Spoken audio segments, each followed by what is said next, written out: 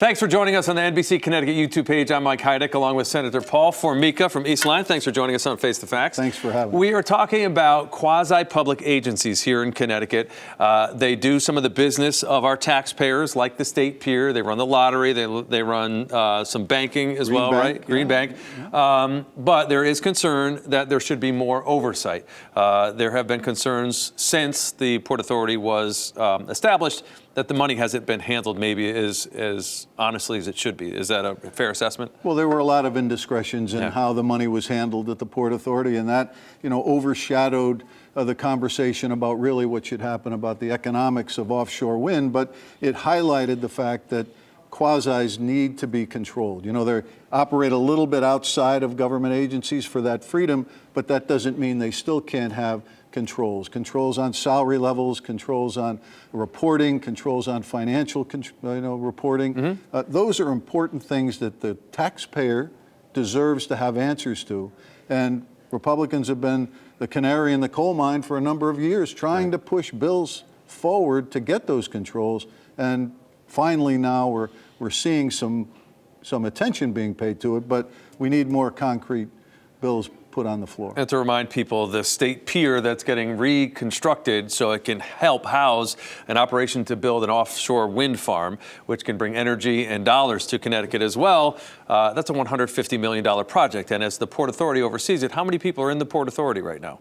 There's a board of directors with a number that's being reappointed. They're searching for an executive director and some office staff, so it's very limited. Right. There's only half a dozen at this point right now, if that, right? If that. So one of the concerns is having a tighter oversight as far as if a person who's directing it, if a salary goes over $200,000, that should be brought to the governor's and the state legislature's attention to weigh in on something like that. What else should be done, do you think? Sure, the comptroller needs to have a list of those salaries, and so that we understand who's got what. The code of ethics, there's a carve out for quasi-public. They should be, back in the code of ethics just like everyone else. Submit financials to the Office of Policy and Management or some other agency that's going to take a second look at what's going on, and then report this information annually to the public auditors, to the governor's office, to the legislature.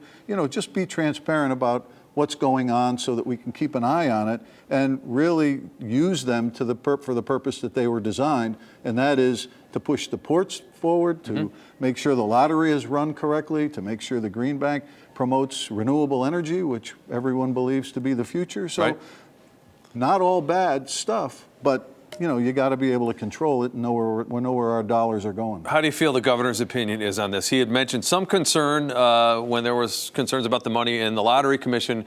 Overall, as far as quasis are concerned, do you think he believes there should be more oversight as well? Well, I think he said that he wants some oversight. He's put forth a few initiatives that he has asked the legislature to pass in bills moving forward.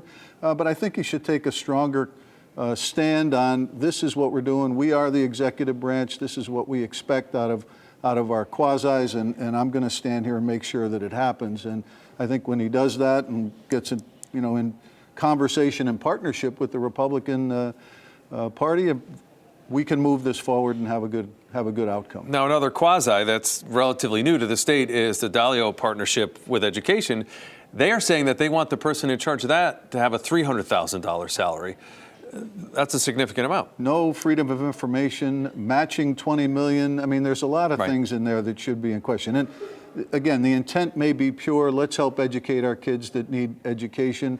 It's a big source of money. But again, it can't be outside of the agency. They have another one, the MRDA, which is the Redevelopment Authority, is in this bond package, $45 million to fund this agency, yet any identification of what the operations are going to be and how it's set up and what it's going to do. So, we're putting the cart before the horse. Let's talk about what we need to do. Let's make sure there are controls, the taxpayers are protected, and then we can move forward with the business of doing government. Senator Paul Formica from East Lyme, thanks for joining us on Face the Facts. Thank you for having me. This is Face the Facts with NBC Connecticut.